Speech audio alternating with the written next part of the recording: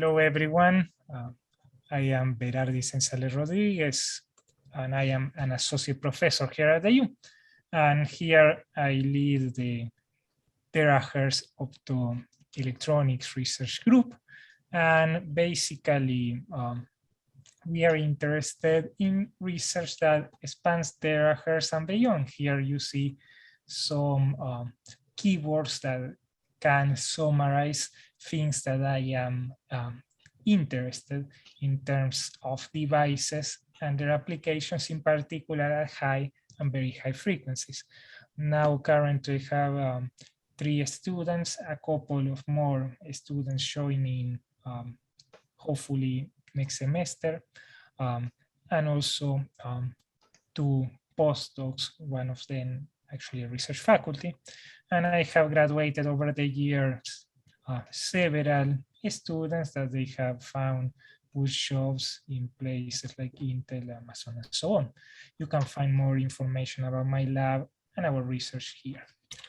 Okay, as I said, I'm interested in in many topics, and in particular everything that is high frequency. The research in my group lies at the intersection between electronics, photonics, optics, material science, and computing, and therefore my focus is very multidisciplinary, and I look at students with a variety of backgrounds. Our primary interest lies in technologies harnessing electromagnetic waves, pretty much from the millimeter wave to the infrared, but we also do research, let's call it beyond, and several things that we do involve the simulation and design of devices. In particular, we're interested in these employing emerging materials, synthesis, fabrication, and characterization of these materials and devices, as well as the system integration. And we are very well funded by, in particular, the NSF and DoD agencies, as well as DARPA. And here are some examples of research. I am particularly interested in several materials, one of them historically, and this is a material that I studied widely during my PhD, is gallium nitride, in particular harnessing resonant tunneling. This can be something that can potentially push resonant tunneling based devices, for instance, is like the power possible for sources at, let's call it thousands of gigahertz, like 1 terahertz frequency. And here is an application where gallium nitride can be important for. We have shown and demonstrated structures in these materials, and basically shown that works like resonant tunneling diodes. This was the first demonstration at room temperature of this phenomena in structures, in this case in this material system. And this was also exhibiting not just one, but many resonances at low temperature. Interesting observation that we see here. Let me change my pointer. Is that actually when we come and apply a voltage, this is what you're seeing here, we are basically sweeping voltage, and you see how at some points the structure is emitting light. Actually, you can see that now it's like it dims and it increases. Okay, here it's increasing, then it's dimming. It's like basically as it goes through these peaks in current, it's like as it goes through this resonance as a structure, it also emits light with more intensity. So this is something very nice about these structures. It's like one can see this correlation. And actually what is happening is that these,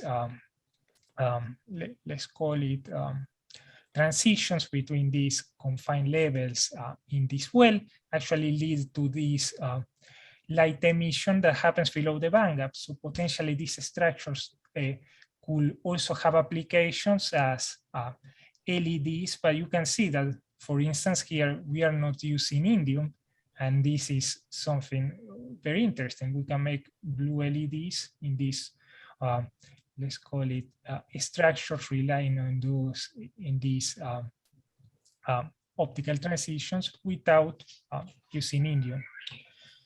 Other things that I'm interested is like using phase change materials for ultra-compact reconfigurable photonics. And this is something that we have the aim of basically making very, very small devices.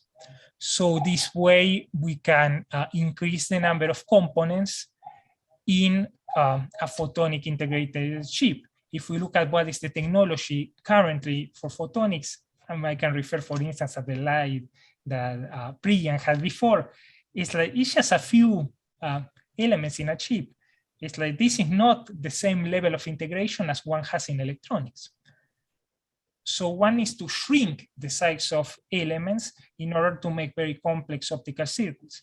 Okay, and how are we doing this? We are doing it by taking this idea of digital metamaterials, and this is something where I work together with Professor Rajesh Menon, and we are looking at students in particular for this type of projects, together with this phase change material. For instance, sp2-SE3 has very, very low loss, and this is a unique material among all phase change materials because of this ability. And we have shown that we can make devices that basically have one order of magnitude less footprint than the state of the art, and that can provide actually similar or superior performance. So this is what we believe a way to go to increase the complexity of these circuits by means of using this type of devices. We are interested also in the design of these devices, and we have done this by means of machine learning. And this is something that is also a topic that we are looking at students interested in using and developing algorithms that can enable the, I'm gonna say, it's like fast design of these types of structures. We are interested in the characterization of materials and see, for instance, roles of defects on the properties.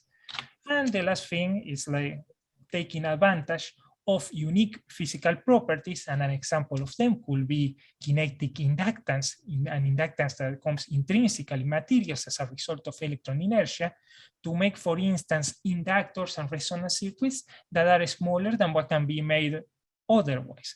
And this is something that we show, for instance, in this case on cadmium arsenide, that is a 3D analog to graphene. And because of these materials being a semi-metal, we can alter its properties, so make actually reconfigurable devices that take advantage of these properties. So this is another area where I'm interested. So basically, my research goes along these lines, and overall the common theme is this: trying to harness new materials and new physical phenomena in order to make stuff better, faster, smaller than can be otherwise made. Okay, thanks.